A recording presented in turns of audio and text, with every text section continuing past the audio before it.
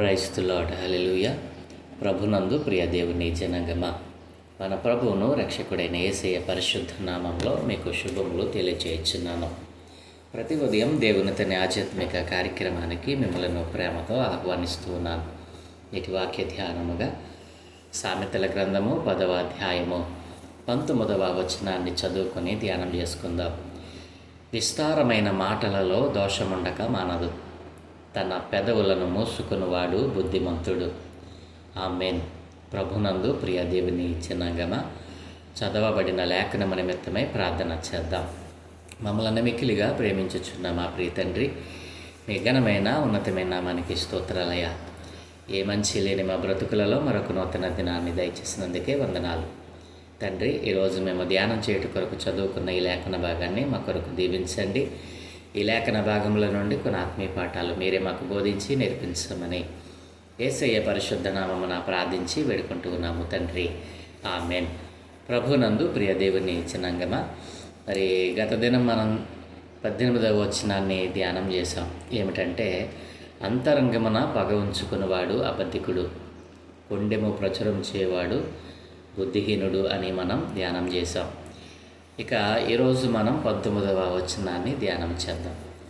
విస్తారమైన మాటలలో దోషముండక మానదు. విస్తారమైన మాటలలో దోషముండక మానదు. ఇదేం పిల్లరా, చాలామంది మరి చాలా రకాలైనటువంటి మాటలు మాట్లాడుతూ ఉంటారు. లేచినది మొదలు పండుకునేంత వరకు మరి మాట్లాడుతూనే ఉంటారు. ఆ మాటలలో దేవుని యొక్క జ్ఞానము బయటపడుతూ ఉందా? మాట్లాడే ప్రతి మాట దైవ సంబంధమైనదిగా జ్ఞానయుక్తమైన మాటలే మనం వచిస్తూ ఉన్నామా? ఈ రోజున మాట్లాడేటువంటి ప్రతి మాటలో మనం చూస్తే మాటకు మరి ఎంతో ద్వంద్వార్థాలను ఇచ్చేటువంటి మరి మాటలు దొరలటం. మరి ఇంకొక పద్ధతిలో చెప్పాలి అంటే, మరి ఇందాక నేను అన్నట్లుగా ద్వంద్వ అర్థాలు అంటే డబల్ మీనింగ్ వర్డ్స్ అనేటువంటివి మరి మాట్లాడటం. అనేకమైన మాటలలో దేవుని జ్ఞానము కనిపించకపోవడం, జ్ఞానయుక్తమైన మాట ఈ రోజున మనకు అవి మరి కనిపించకపోవడం, దూరం అవటం మనం చూస్తూ ఉన్నాం. మాట్లాడేటువంటి ప్రతి మాట మరి ఎదుటి వ్యక్తికి మేలు చేసేదే ఉండాలి, కానీ కీడు చేసేటువంటిదిగా ఉండకూడదు అని బైబిల్ గ్రంథం సెలవిస్తుంది కదా. కాబట్టి ఈ రోజున చాలామంది మాట్లాడటంలో మనం చూడవలసింది ఏంటో తెలుసా? దేవుని జ్ఞానాన్ని మనం చూడాలి. మాట్లాడేటువంటి ప్రతి మాట మరి జ్ఞానయుక్తమైనదేనా, లోక సంబంధమైనదా అని మనం బేరీజు వేసుకోవాలి. ఈ రోజున మాట్లాడేటువంటి మాటల్లో అనేకమైనటువంటి మరి దోష కార్యాలు, అనేకమైన పాపయుక్తమైనటువంటి కార్యాలు దొరుకుతూ ఉన్నాయి. ఈ రోజున డబల్ మీనింగ్ డైలాగ్స్తో మరి పిల్లలు, మరి యవనస్తులు, ముఖ్యముగా మరి యవన బిడ్డలు, యవన కుమార్తెలు, కుమారులు మరి ఈ యొక్క డబల్ మీనింగ్ డైలాగ్స్తో ఆకర్షింపబడి ఎదుటివాణిని తమ మాటల ద్వారా లోపరుచుకోవడం, తమ మాటల ద్వారా మరి వారిని మరి గేలి చేయడం మనం చూస్తూ ఉంటాం. దీనినే కాలేజెస్లో మరి విద్యాలయాలలో మనం చూస్తాం, ర్యాగింగ్ అని. ఇదేం పిల్లరా, మాట ఒక మనిషిని బ్రతికిస్తుంది. ఒక చిన్న మాట ఒక మనిషిని బ్రతికిస్తే అదే చిన్న మాట ఆ మనిషిని మరి నాశనం అవడానికి కూడా కారణమవుతూ ఉంది. కాబట్టి దేవుని యొక్క వాక్యం ఏం సెలవిస్తూ ఉంది? విస్తారమైన మాటలలో దోషముండక మానదు. ప్రతివాడు మాట్లాడటానికి తెగించకూడదు. దేవుని వాక్యం సెలవిస్తూ ఉంది. మాట్లాడటానికి మరి పురుకొల్పకూడదు, మాట్లాడటానికి పరిగెత్తకూడదు. ఇదేం పిల్లరా, ఎందుకంటే దేవుడు అంటున్నాడు కదా, మాటల్లో దోషం ఉంటుంది. ఎట్లాంటి మాటలు? విస్తారమైన మాటల్లో దోషము ఉంటుంది. కాబట్టి మాట్లాడటానికి మీరు వేగిరపడద్దు అంటాడు దేవుడు. దేని పిల్లరా, కాబట్టి మనం మాట్లాడేటువంటి మాట దైవ సంబంధమైనదేనా? దైవ జ్ఞానముతో మాట్లాడుతూ ఉన్నామా? వివేకముతో మాట్లాడుతూ ఉన్నామా? ఇట్లాంటి మరి దైవ సంబంధమైన మాటలు, జ్ఞానయుక్తమైన మాటలు నీ పెదవులు ఉచ్చరిస్తూ ఉన్నాయా? ఇప్పుడు దేని పిల్లరా మనం జాగ్రత్తగా మనం దానిని చూసుకోవాలి. విస్తారమైన మాటలలో దోషముండక మానదు. దేవుడు అంటాడు కదా, మరి మాట్లాడటానికే తెగించకుండా తన పెదవులను మూసుకున్నవాడు బుద్ధిమంతుడు అని దేవుడు మాట్లాడుతూ ఉన్నాడు. ఎవరైతే మితభాషణ చేస్తారో, ఎవరైతే తక్కువగా మాట్లాడతారో వారు బుద్ధిమంతుడు అంటూ ఉన్నారు. ప్రిదేన్ పిల్లరా, మరి లేఖనం ఏం చెప్తా ఉందంటే, యాకోబు రాసిన పత్రిక 1వ అధ్యాయం 19వ వచనంలో మరి యాకోబు భక్తుడు మరి వ్రాస్తూ అంటాడు కదా, నా ప్రియ సహోదరులారా, మీరు ఈ సంగతి ఎరుగుదురు గనుక ప్రతి మనుష్యుడు వినుటకు ఎగిరిపడివాడును, మాట్లాడుటకు నిదానించువాడును, కోపించుటకు నిదానించువాడినై ఉండవలెను అని మరి యాకోబు భక్తుడు రాస్తూ అంటూ ఉన్నాడు. ప్రతి మనుష్యుడు వినుటకు వేగిరపడాలట, మాట్లాడటానికి కాదు, వినటానికి వేగిరపడాలి. వినుట వలన విశ్వాసం కలుగుతుంది. మాట్లాడటం వల్ల ఏమొస్తుంది? నిందొస్తుంది, మరి కోపం వస్తుంది. ప్రియదేని పిల్లరా, ఆ మాటల్లో దోషం ఉంటుంది. అయితే భక్తుడు అంటున్నాడు కదా, ప్రతి మనుష్యుడు వినటానికి వేగిరపడాలి. ఈ రోజున మరి మనుష్యులను మనం జ్ఞాపకం చేసుకుంటే వారు మాట్లాడటానికి ఇష్టపడుతున్నారు కానీ వినటానికి ఇష్టం పడటం లేదు. ప్రియదేని పిల్లరా, అందుకే మానవుడు మాట్లాడే ప్రతి మాటలో దోషాలు దొర్లుతూ ఉన్నాయి.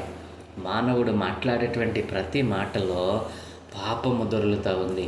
కాబట్టి దేవుని వాక్యం సెలవిస్తూ ఉంది, ప్రతి మనుష్యుడు ఏం చేయాలి? వినటకు వేగిరపడాలి. ఏం వినుటకు వేగిరపడాలి?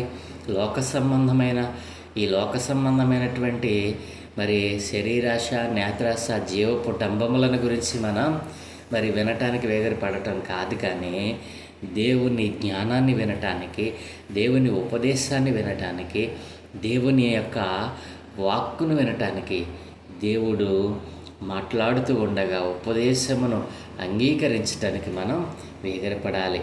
వినేటప్పుడు దేవుని జ్ఞానం పనిచేయాలి, దేవుని వివేకం పనిచేయాలి, దేవుని యొక్క తెలివి పనిచేయాలి. ప్రియదేని పిల్లారా, మరి వినేటువంటి మాట మన జీవితంలో ఒక నూతనమైన కార్యం చేయాలి. విస్తారంగా మాట్లాడుతూ ఉంటారు చాలామంది, చాలా ప్రదేశాలలో మరి ఉపన్యాసాలలో వారు విస్తారంగా మాట్లాడుతూ ఉంటారు.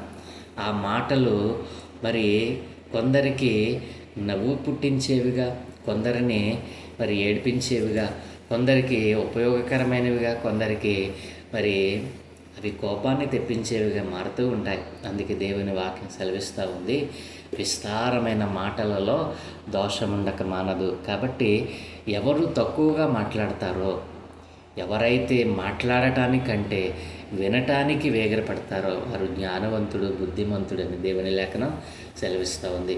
నా ప్రియదేని పిల్లరా, మరి అదే యాకోబు రాసిన పత్రిక 3వ అధ్యాయము 2వ వచనం మనం చూసినట్లయితే, అనేక విషయములలో మనం అందరము తప్పిపోవచ్చున్నాం. ఏ విషయంలో అనంటే ఇక్కడ భక్తుడు అంటున్నాడు కదా, అనేక విషయములలో మనమందరము తప్పిపోవచ్చున్నాము. ఎవడైనను మాట యందు తప్పని ఎడల అట్టివాడు లోపము లేనివాడై. మాట యందు తప్పని ఎడల అట్టివాడు ఎవడంట? లోపము లేనివాడై తన సర్వ శరీరమును స్వాధీనమందుంచుకొన శక్తి గలవాడగును అని అంటున్నాడు. ప్రియదేని పిల్లారా, ఈ రోజున మరి చాలామందిని మనం గమనించినట్లయితే అనేక విషయములలో వారందరూ కూడా తప్పిపోతున్నారు. ఏ విషయంలో? మాట యందు తప్పిపోతూ ఉన్నారు, ప్రవర్తన యందు తప్పిపోతూ ఉన్నారు, ఆలోచన యందు తప్పిపోతూ ఉన్నారు. మరి అనేక విషయములలో మనమందరము తప్పిపోతూ ఉన్నాం. అయితే వీరందరిలో ఎవడైతే మాట యందు తప్పకుండా ఉంటాడో అట్టివాడు లోపం లేనివాడు అని అంటూ ఉన్నాడు. అంతేకాదు, ఇంకేమంటున్నాడో తెలుసా? ఎవడైతే మాట యందు తప్పక తన మరి తన మాట యందు తప్పక ఎవడైతే లోపం లేని వాడిగా ఉంటాడో వాడు ఏం చేస్తాడంట, తన సర్వ శరీరమును స్వాధీనమందించుకుంటాడంటండి. తన సర్వ శరీరమును స్వాధీనమందించుకున్నవాడు ఎవడట, శక్తి గలవాడటండి. అట్టివాడు మాట యందు తప్పడటండి. ప్రిదేంతులారా, ఈ రోజున చాలామంది మాట ఇచ్చి తప్పేవారు ఈ లోకములు అనేక మంది మనం చూస్తూ ఉంటాం.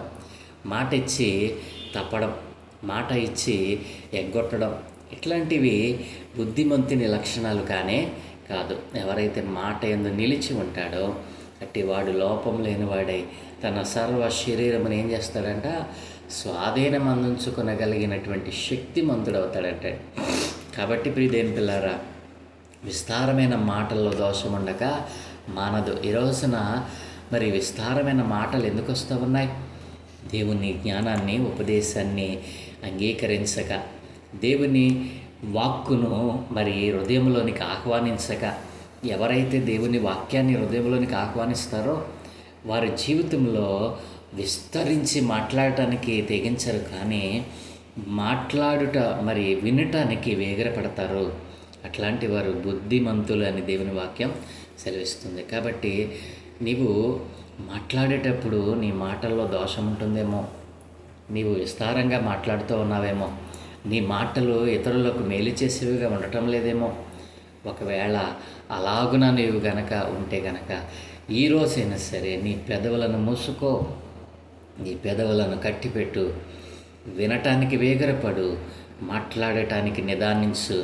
దేవుని యొక్క మరి జ్ఞానము, దేవుని యొక్క తెలివి, దేవుని యొక్క మరి పరిపూర్ణమైనటువంటి ఆశీర్వాదంను పొందుకుంటావు.